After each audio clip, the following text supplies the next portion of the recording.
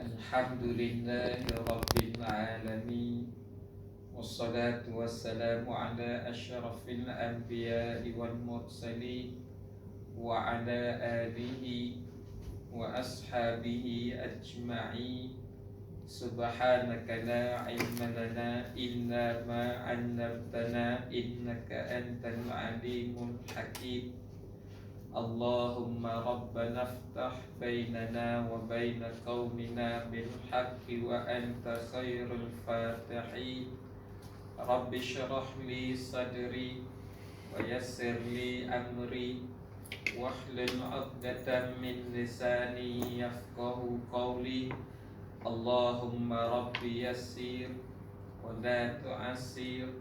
Allahumma rabbi tammim bil khair. Walhamdulillahi Rabbil Alamin. Yang saya hormati tuan-tuan sidang hadirin sekalian, mudah-mudahan diberkati dan dirahmati oleh Allah Subhanahu wa ta'ala. Alhamdulillah. Pertama sekali marilah sama-sama kita merakamkan setinggi-tinggi syukur kita pada Allah Subhanahu wa ta'ala. Pada tengah hari yang berbahagia ini, kita dapat bersama-sama dalam tazkirah sebelum daripada solat subuh. Mudah-mudahan ada kebaikan bersama, insya-Allah. Para hadirin sekalian, dalam kesempatan pada tengah hari ini, saya nak kongsikan beberapa perkara yang dengan beberapa perkara ini kita sama-sama ambil manfaat, insya-Allah. Kita pada hari ini, alhamdulillah, Allah Ta'ala bagi rezeki pada kita, sudah berada pada tanggal 22 Ramadan. Hari ini kita puasa ni dah tanggal yang ke-22. Malam ni malam yang ke-23. Bermakna di hadapan kita ni ada lebih kurang seminggu lagi untuk kita puasa, kurang lebih. Dan selepas daripada tu Ramadan ini akan pergi. Dan kalau Allah Ta'ala takdirkan panjang umur, kita jumpa lagi pada tahun hadapan. Yang pertama sekali, kalau saya nak kongsikan pada fasa-fasa akhir ni, kata dengan ulama, dalam satu tahun 365 hari kurang lebih, 10 hari pertama yang terbaik dalam satu tahun adalah 10 awal bulan Zulhijjah.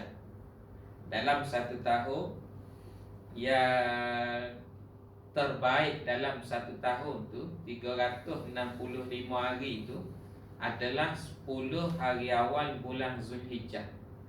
Yang kita panggil Zulhijjah ni kita panggil bulan korban, kerana kita sambut hari raya Aidil Adha pada bulan Zulhijjah. Dia panggil buat sembelihan korban tu pada 10 Zulhijjah dan hari tasyrik 10, 11, 12, 13. Jadi 10, 11, 12, 13, 4 hari ni adalah 4 hari yang diharamkan kita berpuasa. Tak boleh puasa pada hari itu. Termasuk kalau kita nak buat puasa qada sekalipun tak boleh.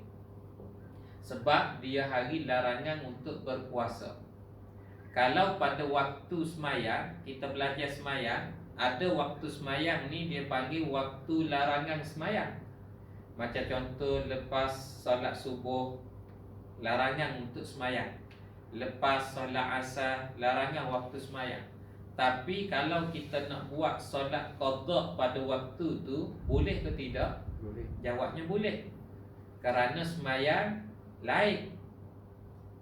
Walaupun waktu tu waktu larangan semayang, tapi waktu larangan semayang pada waktu yang dilarang tu, yang dikatakan dilarang adalah semayang yang semata-mata semayang, tidak ada sebab, tidak ada tujuan apa. Tapi kalau nak buat semayang qadha boleh. Tapi puasa ni pada hari dilarang puasa tak boleh. Jadi orang panggil bulan Zulhijjah ni bulan korban. 10 hari awal bulan Zulhijjah tu adalah hari-hari terbaik dalam setahun. Manakala 10 malam terbaik dalam setahun pula adalah 10 malam akhir bulan Ramadan, yang kita berada pada waktu dan saat terbaik pada ketika ni. Tu.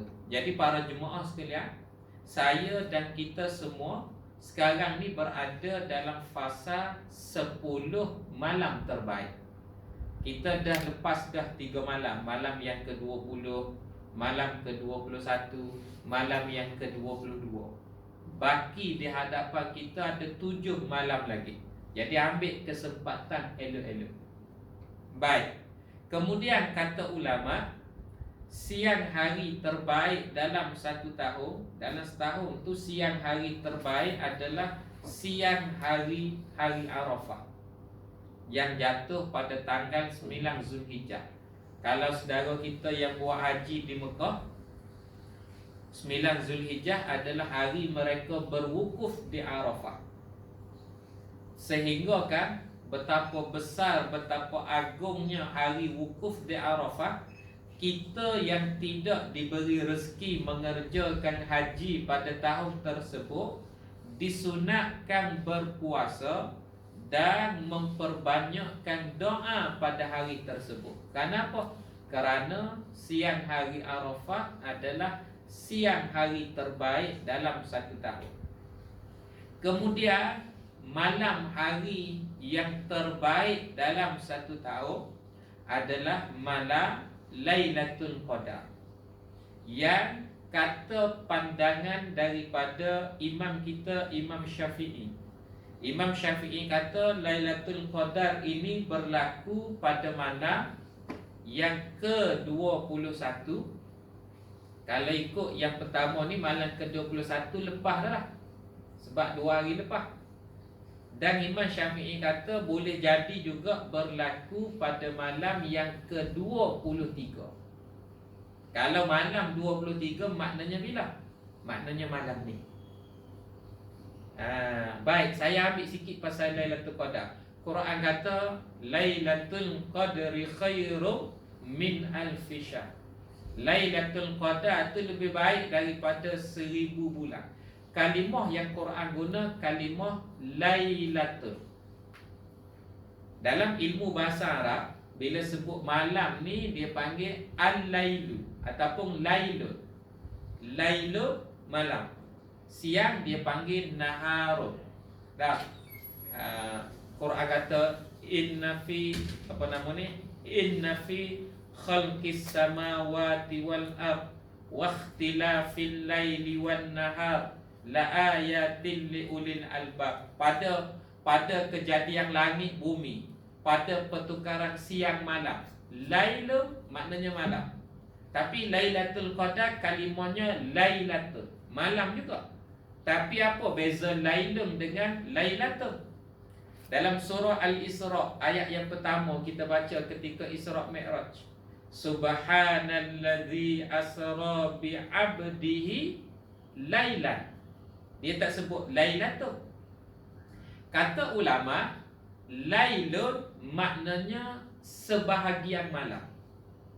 Kalau Lailun maknanya sebahagian malam. Malam ni dikira malam ni kalau ikut Islam dikira malam ni start bila? Bermula masuk waktu maghrib. Habis malam, habisnya bila masuk waktu subuh. Lailun sebahagian malam maknanya mana-mana bahagian di antara maghrib dengan subuh dipanggil Lailun. Mana-mana bahagian. Clear? Tapi bila sebut Lailatul Qadar maknanya sepanjang malam. Maknanya apa? Maknanya Lailatul Qadar tu kalau ikut pendapat Imam Syafi'i malam ke-21 lepas dah. Betul ke Lailatul Qadar tahun ni malam ke-21? Wallahu a'lam. Boleh jadi tak berlaku lagi 2 hari lepas. Boleh jadi malam ni, malam 23. Kalau betul lah malam ni, maknanya Lailatul Qadar bermula daripada maghrib malam nanti dan habis bila masuk waktu subuh esok. Jadi tuan-tuan hadirin sekalian, yang saya nak sampaikan, ambil kesempatan rebut peluang. Kalau jatuh Lailatul Qadar malam ni, ambil kesempatan rebut peluang. Ambil kesempatan apa? Rebut peluang apa? 2-3 benda saya akan share juga. Cuma di awal ni saya nak sebut dulu. Nak sebut gambaran tentang pandangan ulama tentang bila Lailatul Qadar tu. Kemudian di sana ada lagi pandangan yang mengatakan Lailatul Qadar itu berlaku pada malam yang ke-27. Ini antara pandangan-pandangan yang kuat. Pandangan umum dia sebut Lailatul Qadar itu secara sahih berlaku pada 10 malam akhir Ramadan. Itu sahih. Pada 10 malam akhir Ramadan mesti berlaku Lailatul Qadar. Sahih. Tapi tak kecil lagi. Ada orang dia kata 10 malam akhir ni banyak juga 10 tu. Boleh tak kecilkan lagi? Jawab dengan ulama, pada malam-malam ganjil 10 akhir. 21, 23, 25, 27, 29. Ada 5 malam. Setengah orang 5 malam pun banyak lagi juga tu. Tak larat dia nak jaga 5 malam. Tapi tengok bola gagah, ada masalah. Tapi 5 malam ni boleh tak kecil lagi? Pandangan Imam Syafi'i tadi. Malam 21, malam 23. Malam 21, 23 pun belum tentu juga, kerana di sana ada pandangan ulama lain juga bagi tahu kata Lailatul Qadar berlaku pada malam 27. Maka kalau kita sehabis-habis malam, malam ke-27 kena ambil perhatian berat sikit. Malam ke-27. Kalau kita sehabis-habis malam, kalau kita malam tu malam Qadar pertengahan, malam 21, malam 23, malam 27, bagi perhatian lebih sikit.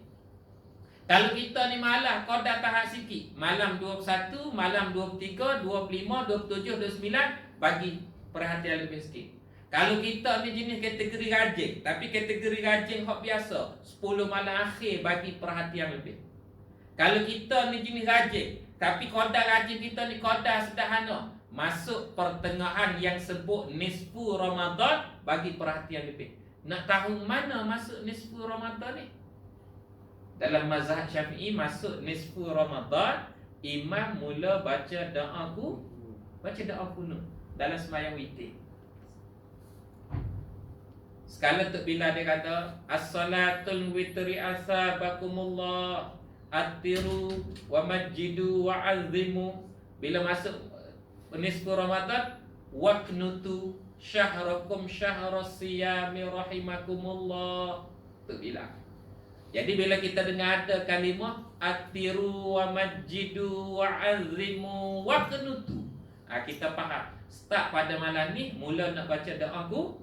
Maka bila start baca doa kunut dalam sembahyang witir, maknanya dah masuk nisfu Ramadan.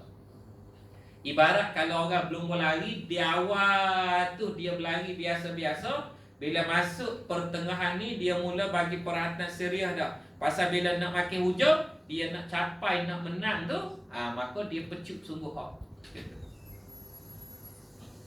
Tapi kalau kita ni kategori rajin, dan kategori rajin sungguh-sungguh lah, tarah wali dah juga kita ni.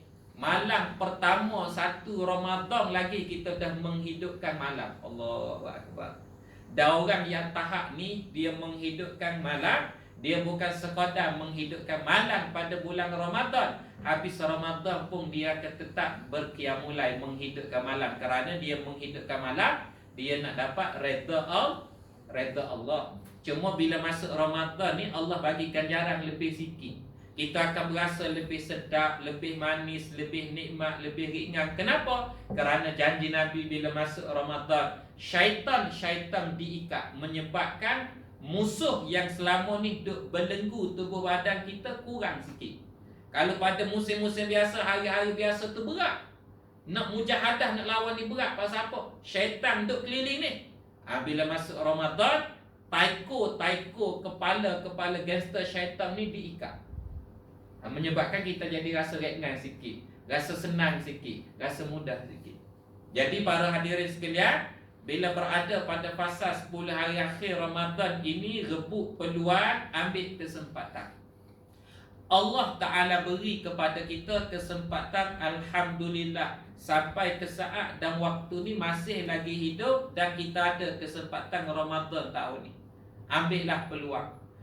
Saya pernah kongsikan pada jemaah kita di sini, kalaulah kita nak muhasabah pada diri kita sendiri, ibaratnya kita boleh sebut kata begini, kalau kita nak menyesal, biar menyesal sekarang ni, jangan menyesal bagi akhirat nanti.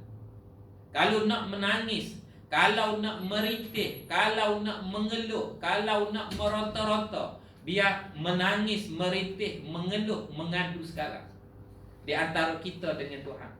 Sekarang ni Allah bagi kesempatan jumpa dah Ramadan tahun ni, manfaatkan sungguh-sungguh. Kita nak, kalau bolehlah pada diri kita, kita cuba setlah pada diri kita masing-masing, hari terakhir Ramadan nanti, hari apa? Hari Selasa minggu depan. Kan? Pasal hari Rabu tu satu Syawal kan? Rabu ke Khamis? Khamis 1 Syawal. Hari Rabu, hari terakhir tu, biar hari terakhir tu pada waktu petang hari terakhir, sebab bila masuk maghrib dah masuk malam raya dah. Tak ada terawih dah malam tu, orang takbir pula. Bila hari Rabu petang tu, bila nak masuk waktu maghrib, nak berlalu Ramadan, dalam keadaan kita sendiri, kita merasa puas hati dengan apa yang kita lalui sepanjang Ramadan ni. Yang ni kita tak boleh nak share dengan orang lah, perasaan tu macam mana. Tapi biar kita sendiri letak pada diri kita, biar aku nak rasa puas hati. Biar rasa kalau berlalu Ramadan, tak ada rasa randak mana, tak ada kata, ish, menyesal aku tahu ni, tak sempat aku nak tu, tak sempat aku nak ni, tak sempat. 22 hari yang berlalu tu berlalu dah. Ni baki yang tinggal 7-8 hari lagi ni. Ambil kesempatan betul-betul. Ambil peluang betul-betul. Ambil peluang, ambil kesempatan. Ambil peluang dan kesempatan apa? Para jemaah sekalian, Ramadan kata dengan ulama, bukan bulan untuk kita tambah amalan-amalan kita. Dia adalah bulan yang kita beramal pada bulan ni sama dengan amalan yang kita beramal pada bulan-bulan lain. Sembahyang jemaah pun sembahyang jemaah tu juga, baca Quran, ayat Quran yang sama, sedekah, selawat, zikir yang sama. Cuma kita nak ambil kesempatan, Allah bagi Ramadan tahun ni, ambil kesempatan untuk lipat gandakan pahala amalan kita. Kalau biasa, hari biasa, katalah kita bersedekah, kita buat amalan peribadi kita, kita ni berinfak pada setiap Jumaat sebagai contoh. Kalau setiap Jumaat dalam satu bulan ada 4 kali Jumaat, kita biasa infak setiap kali Jumaat RM10. Kita dah buat dah ketetapan wajib pada diri kita. Walaupun hukum sedekah tu sunat, tapi kita sendiri buat ketetapan pada diri kita. Yang saya bagi tahu ni tuan-tuan adalah amalan kita masing-masing lah. Saya tak tahu amalan tuan-tuan, tuan-tuan tak tahu amalan saya. Tapi saya nak cuba bagi gambaran biar kita boleh set pada diri kita. Kalau setiap hari Jumaat kita sedekah RM10 bulan biasa, Ramadan ni kalau boleh hari Jumaat doublekan dia. Bagilah RM20, walaupun gaji sama aja kita. Bulan biasa pun gaji tu, gaji RM3,000 juga. Ramadan pun gaji RM3,000 juga. Tapi sebab kita ada kesedaran, aku ya Allah, tahun ni jumpa dengan Ramadan, tahun depan belum tentu lagi ya Allah. Tahun ni walaupun gaji tak naik juga, tapi nak beri lebih sikit lah. Nak bagi banyak sehingga nak bagi 100, bagi 200. Rasa lari juga hati orang awam ni dah. Hati orang awam macam kita ni, hak gaji RM3,000, gaji RM4,000 ni, nak sedekah banyak-banyak, berasa dah, rasa berkata-kata juga dalam hati. Kita bukan tarah iman Sayyidina Abu Bakar. Kalau iman Sayyidina Abu Bakar bagi habis, tak ada harta tinggal kat rumah. Kebetulan ayah dia buta, dia siap pesan pada anak dia. Dia kata, bila ayah dia raba dalam bekas tempayang isi dengan duit dinar dirham, letak anak-anak batu bagi tahu tu ada tu. Ayah ada tinggal tu nafkah untuk keluarga. Padahal tidak ada duit yang ditinggalkan untuk keluarga. Rela berhelak dengan ayah sendiri. Kenapa? Kerana nak tolong perjuangan Nabi Muhammad. Tu tarah Imam Abu Bakar air. Tarah Imam Abu Bakar bagi 5,000, dalam hati tak berkata-kata. Kita bagi 100, dalam hati lepas tu nyesal aku bagi 100. Atau nak macam tu. Kita bagi kodar kita boleh tak? Cuma disebabkan kita nampak kelebihan Ramadan ni, Allah Ta'ala beri ganjaran dia besar. Kalau bolehlah untuk sebulan ni je kita bagi lebih sikit. Dan kalau ada dalam kalangan kita dia beramal infak pada hari Jumaat, bermaksud Jumaat yang tinggal pada bulan Ramadan ini hanya tinggal sekali je lagi. Betul ke tidak? Rabu, Khamis, Jumaat. Jumaat ni je tinggal. Kalau ada di antara kita yang beramal begini, Allah izin jumpa dengan Jumaat 3 hari lagi, laksanakan terus. Kerana yang tahun depan belum tentu milik kita. Saya pergi tazkirah Jumaat, tazkirah Ramadan di Keramat. Kita puasa tahun ni jatuh hari Selasa kan? Selasa tu 1 Ramadan. Saya pergi tazkirah kat situ hari Rabu malam. Maknanya malam ketiga terawih lah saya pergi. Biasalah para jemaah sama macam tempat kita kat sini lah. Sebab PKP yang berlaku tu menyebabkan setahun lebih tak jumpa dengan jemaah. Saya kuliah bulanan di mana-mana tempat, saya cam jemaah saya. Macam saya kuliah kat sini, saya cam. Hak mana dah biasa jumpa dengan saya. Ada yang tak biasa, mesti kita kata, baru kerja kat sini ke? Ataupun saja singgah sembahyang Zuhur, kebetulan ada kuliah, duduk dengan kuliah. Jadi saya bagi tahu benda yang sama. Saya kata tahun ni sah dah milik kita, tahun depan belum tentu milik kita. Lepas habis kuliah, ada seorang budak laki-laki, dia datang jumpa dengan saya. Dia kata, Ustaz, tolong doa kepada almarhum ayah saya. Ustaz mesti kenal ayah saya, sebab ayah saya biasa duduk dengan kuliah Ustaz. Dia sebut nama Haji sekian-sekian. Saya kata, saya tak cam lagi ni. Ada gambar dia tak? Tengok. Dia pun buka telefon dia. Buka telefon dia tunjuk gambar ayah dia. Saya kata, la ilaha illallah. Kena sangat lah. Saya kata, ayah awak ni kalau saya kuliah agak selalulah duduk dalam majlis kuliah. Selalu ada. Duduk depan ustaz pula tu. Duduk depan ustaz, hati-hati. Dia bagi tahu, dia kata ayah saya baru je meninggal hari Isnin 2 hari lepas. Hari Rabu saya pergi tazkirah, 2 hari lepas hari Isnin. Hari Isnin tu maknanya sehari sebelum Ramadan. Sehari sebelum Ramadan. Kalau kita kata Allah sikit sangat je dia nak sapa Ramadan. Hari Isnin tengah hari tu mati. Berapa jam lagi dia nak masuk Ramadan. Tapi Allah Ta'ala tak beri kesempatan dia masuk Ramadan. Tengok. Sebab tu saya kata, tahun ni dah sahih milik kita. Tahun depan belum tentu. Ambil kesempatan lah. Kalau ada dalam kalangan kita yang memang dia berinfak setiap hari. Ada setengah orang dia buat amalan infak. Amalan infak dia dengan cara dia pergi sembahyang subuh berjemaah di masjid di Surau. Bila dia pergi sembahyang jemaah di masjid di Surau, dia bawa duit siap-siap dah untuk dia letak dalam tabung masjid.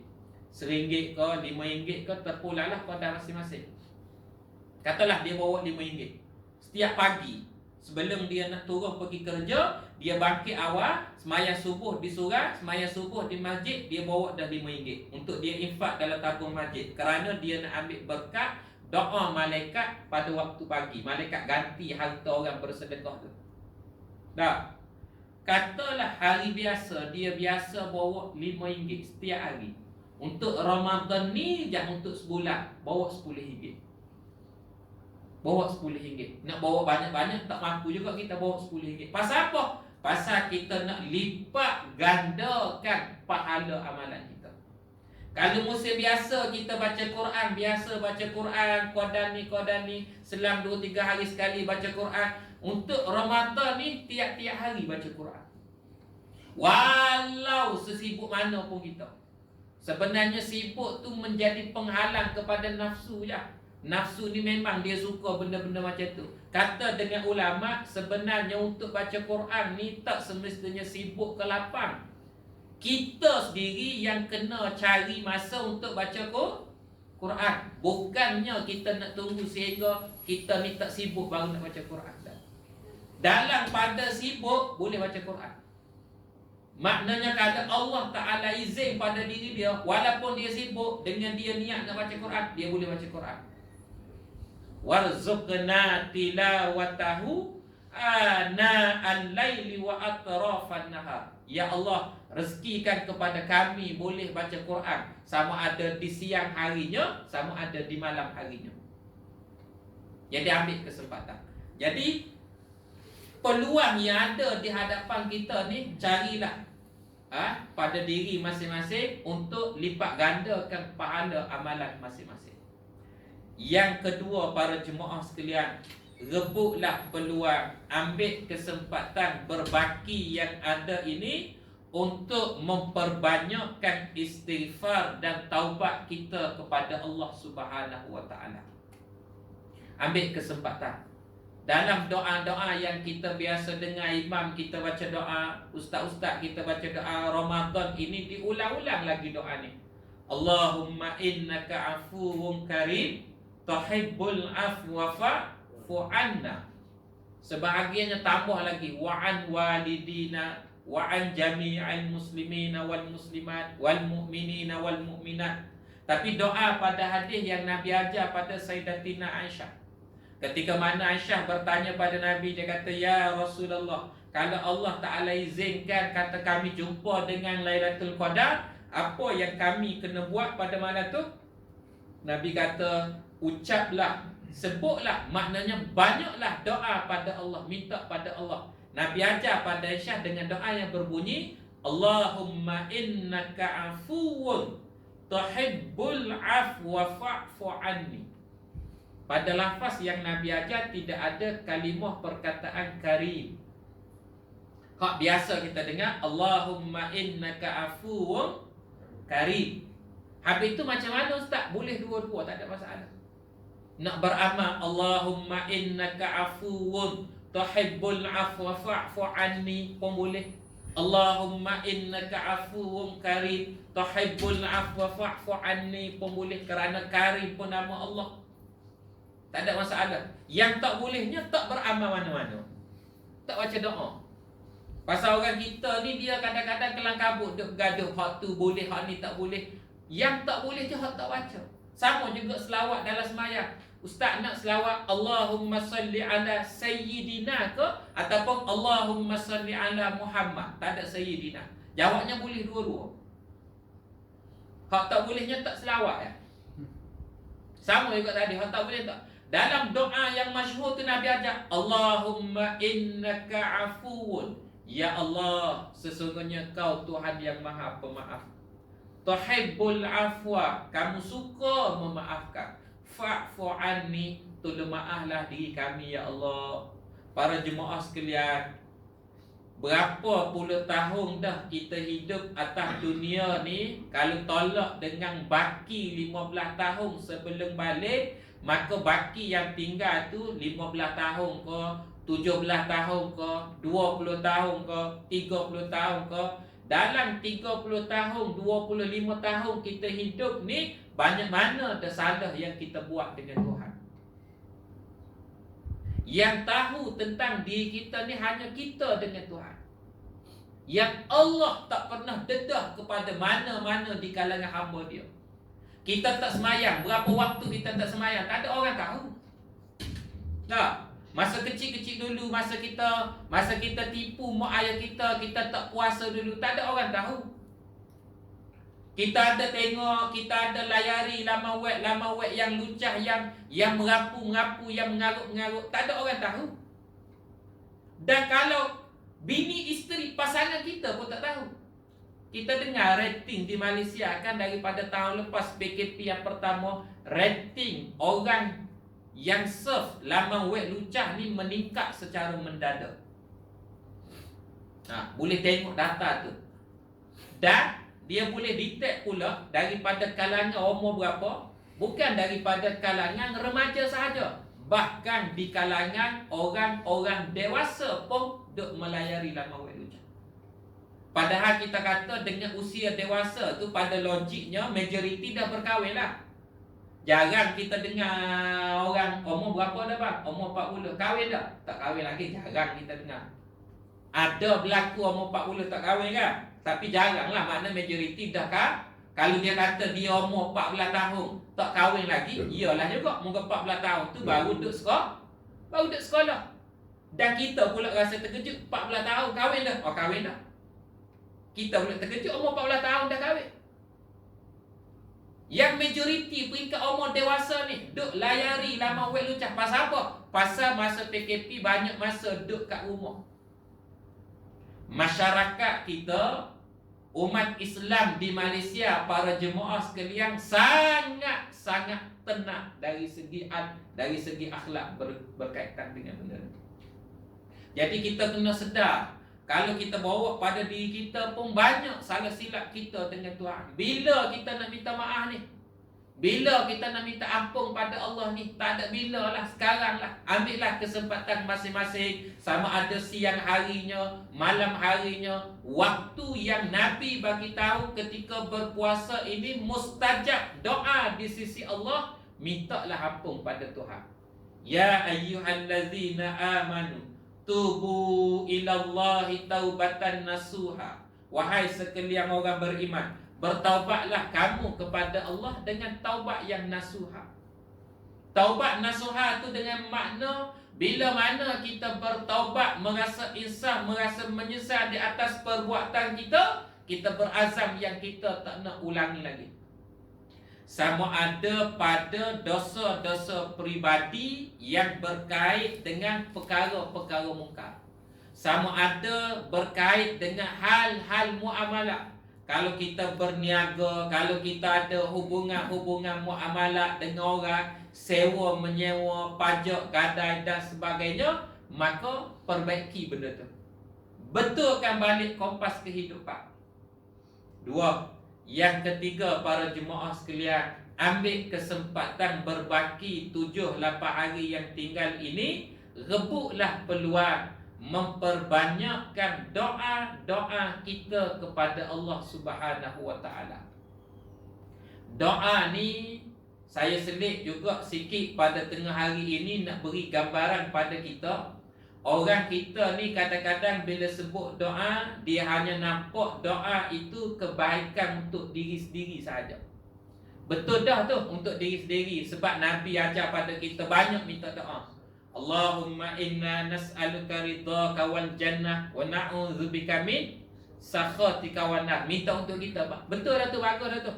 Cuma kita tambah sikit lagi, kita upgrade sikit lagi kepahaman kita. Jangan sekadar banyak-banyak doa yang kita minta tu sekadar untuk diri kita je. Minta juga kebaikan tu untuk orang lain. Untuk siapa? Untuk mak ayah kita. Untuk siapa lagi? Untuk guru-guru kita. Untuk siapa lagi? Untuk orang yang pernah buat baik kepada kita dalam kehidupan kita. Boleh jadi orang tu tak ada hubungan kerabat pun dengan kita. Jalan hidup kita berbeza para jemaah. Boleh jadi ada di hadapan saya ni membesar bukan dengan ibu bapa kandung. Boleh jadi membesar dengan ibu ayah angkat lain. Yang mana ibu ayah angkat ni tak ada hubungan darah pun dengan kita. Anak angkat tak layak mewarisi harta pusaka. Walaupun anak angkat tu dibela daripada kecil. Walaupun anak angkat ni lah yang menjaga dan mengasihani mak ayah angkat dia di masa tua, sehinggalah mati. Anak-anak kandung semua lari, tak peduli. Bila mak ayah mati, nak dapat harta baru mari balik. Ada tak berlaku dalam masyarakat benda macam ni? Ada. Yang duduk jaga pelihara mak ayah angkat ni siapa? Anak angkat ni.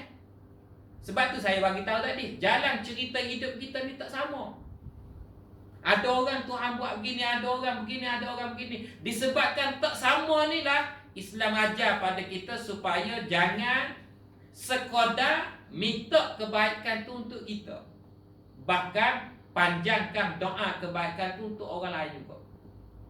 Untuk mak ayah, untuk guru-guru, untuk orang yang pernah buat baik kepada kita dalam kehidupan kita, untuk jiran tetangga kita, untuk sahabat-sahabat yang satu pejabat dengan kita ni.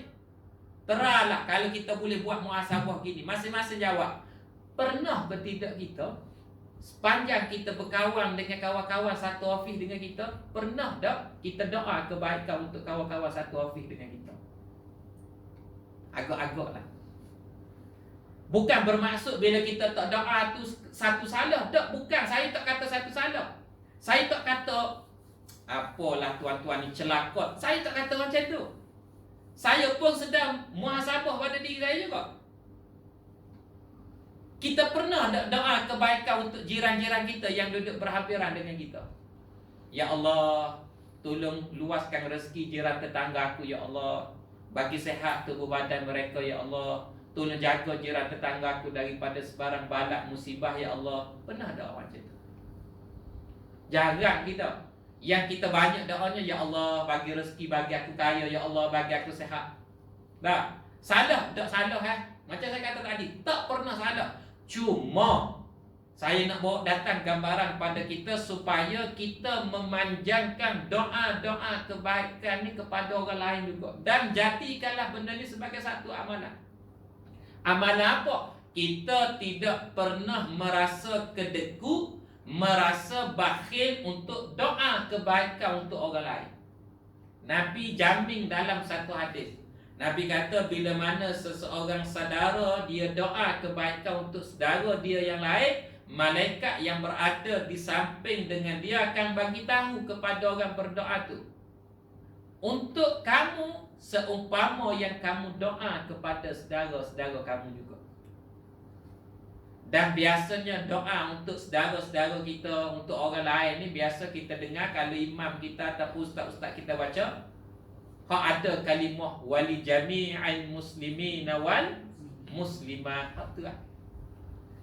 Kalau kita tak mampu dalam bahasa Arab, doa je dalam bahasa Melayu. Sambil-sambil bangun qiyamul macam ni, macam malam ni tuan-tuan bangun pukul 4:30 pagi, tuan-tuan doalah juga. Doalah juga kebaikan untuk guru-guru yang datang mengajar tuan-tuan ni. Ya Allah, tolong berkatilah kehidupan guru-guru kami, ya Allah. Mereka banyak duk sebar ilmu pada kami. Kamu tolong jaga iman mereka, jaga amanah ilmu yang kamu beri pada mereka. Sebab zaman hidup kita sekarang ni zaman fitnah kepada ilmu dan ulama. Masyarakat tidak ada rasa hormat, tidak ada rasa izzat, memuliakan, membesarkan para ulama. Tengok sehari dua yang kena bantai Ustaz Azhar Idrus pasal isu pergi tahnik rumah Datuk Siti Nurhaliza. Ustaz Azhar Idrus, Ustaz Don. Saya tak kata Ustaz Azhar Idrus ni tak ada salah silap dah.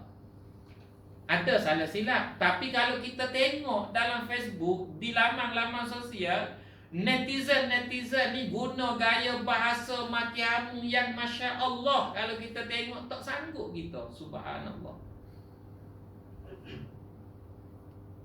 Itu tokoh ulama. Sebelum daripada ni, Datuk Mufti Wilayah kena hentak pasal isu haram rentah negeri. La ilaha illallah. Tenang sungguh. Itu para ulama. Kalau tengok pula pada badan berotoriti, contoh antara badan berotoriti di negara kita ni, Kementerian Kesihatan Malaysia, yang sabar hari duk buat laporan kes COVID. Penat dia orang ni. Saya tahu sebab keluarga saya pun ada sebahagian daripada KKM. Kadang cuti kena beku. Ni keluar dah, kalau di Kelantan keluar dah arahan kata cuti dibekukan masa musim raya ni. Pasal Kelantan sekarang tengah meningkat kes. Hari-hari dalam 400. Penat dia orang. Tapi apa yang jadi pada page KKM pada hari ni? Tuan-tuan tengok, boleh buka sekarang, boleh buka page KKM. KKM pada posting-posting tertentu memadamkan ruangan komen. Kerana apa? Kerana netizen duk masuk komen yang bukan-bukan. Terutama sekali posting berkait dengan laporan kes COVID tiap-tiap hari. Kita tahu rakyat kita stres, kita tahu bila mana kena kurung kan, Bila mana larangan rentah negeri, larangan rentah daerah tak boleh tu. Sebab manusia ni dia dah biasa dengan bebas. Betul ke tidak? Bila kena sekat, tapi disebabkan wabak yang melanda ni bukan kehendak kita. Tuan-tuan, kehendak siapa ni? Pakai mask, duduk jarak-jarak ni kehendak siapa? Cuba bagi tahu. Bukan kehendak kita. Kita pun tak nak semayang jarak-jarak. Sebab sunat, imam sunat dalam mazhab Syafi'i sebelum angkat tangan takbir, sunat tengok ke belakang. Sunat ucap istawu sufufakum fa inna taswiyatas sufu fa min tamamis solat. Betulkan saf, rapatkan saf. Sekarang tak boleh betul saf, rapat saf. Sekarang kena betulkan saf. Duduk di tempat masing-masing. Jangan duduk gerak. Jangan duduk gerak merata riti. Tapi kita tengok gaya bahasa netizen. Bulan puasa macam tak puasa. Bahkan perangai ni daripada puasa tahun lepas lagi duk mencaci maki. Puasa tahun lepas yang kena caci maki banyak mana? Banyaknya golongan-golongan tabligh. Yang kes kluster Seri Petaling dulu, memanglah kita tak nafi ada sebahagian yang kita dengar cerita sebahagian yang tak nak pergi buat saringan dengan beralasan Allah jaga, Allah pelihara, walaupun ada arahan dan sebagainya. Tapi nampak gaya bahasa tu terlalu kesat. Subhanallah. Tangan ni laju menaik. Maka kita ambil kesempatan pada diri kita pada fasa-fasa akhir Ramadan ini, ambil peluang memperbanyakkan doa kebaikan untuk orang lain. Doalah pada Allah supaya Allah bagi keselamatan pada negeri, pada negara kita. Walaupun kita tahu mana-mana masjid pun solat hajat, baca yasin, zikir, munajat, kita pun sama-sama menyumbang doa pada Allah. Kita tak tahu dalam ramai-ramai ni mana di antara doa yang Allah pandang, yang Allah angkat ke langit. Boleh jadi asbab doa kita.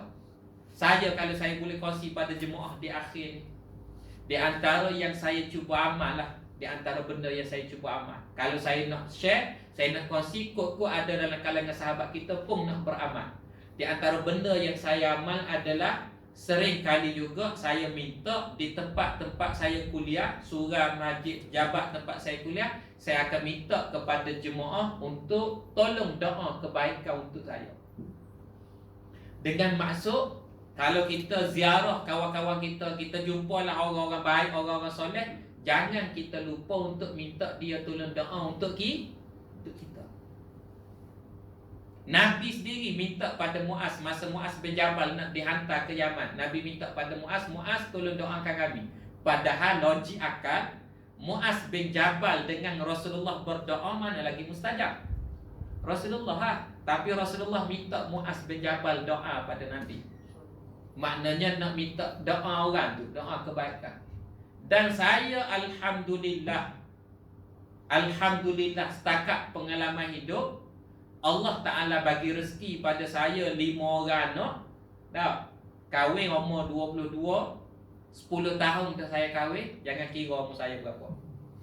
Siapa kira pendek umur. 10 tahun saya kahwin, 5 orang anak. Alhamdulillah setakat ni bila saya minta kepada jemaah tempat saya kuliah tolong doa kebaikan untuk saya, keluarga saya, bagi saya, setakat ni lah anak-anak saya tidak ada lagi penyakit yang berat-berat, penyakit kronik tak ada lagi. Kawan-kawan yang satu batch dengan saya ada anak sakit tu, ada anak meninggal masa kecil. Kita jadi mak ayah ni, depan saya ni ada mak ayah, ada anak-anak kecil. Kalau anak kita Allah uji dengan sakit pening kepala kita kan, bil hospital. Lepas tu menyusah pula kita nak ulang alik hospital, nak jaga, nak tunggu. Lepas tu kesian pula pada budak ni, tebuk sana, tebuk sini, paru-paru berair, tebuk paru-paru. Allahu Akbar. Sehingga kita ayah ni, kita kalau boleh biar Tuhan tukar sakit tu, biar kita sakit, anak sehat. Sehingga macam tu kita fikir. Maknanya kalau Allah bagi sehat, rezeki besar. Rezeki besar. Maka tu yang saya boleh share setakat pengalaman saya bila mana jumpa dengan tempat-tempat saya pergi kuliah, pergi ceramah ni, minta mereka tolong doa kebaikan. Sebab apa? Sebab bila kita berkenalan ramai-ramai ni, kita tak tahu dalam kalangan kita di sini siapa yang Tuhan pandang doa dia. Boleh jadi ustaz, Tuhan tak mustajab kerana ustaz banyak bersembang, hati kurang. Boleh jadi ada dalam kalangan jemaah biasa, bukan sesiapa dia, tetapi hati dia tulus dengan Tuhan. Dialah yang Tuhan pandang doa dia. Sebab tu tak rugi kita minta doa pada orang, dan tak rugi kita mendoakan kebaikan pada orang lain. Jadi itulah para jemaah sekalian, mudah-mudahan ada manfaat. Beberapa hari yang berbaki lagi, manfaatkanlah sebaik mungkin. Mudah-mudahan Allah Ta'ala kurniakan keberkatan pada kita, insya-Allah. Mohon maaf terkasar bahasa, terlebih bicara. Jaga diri, jaga kesihatan. Kita tak habis lagi berperang dengan COVID-19 ni. Kes masih lagi duk naik turun. Mudah-mudahan Allah Ta'ala jaga kita, jaga keluarga kita, dan Allah Ta'ala beri kemudahan pada negara kita, insya-Allah. Assalamualaikum warahmatullahi wabarakatuh.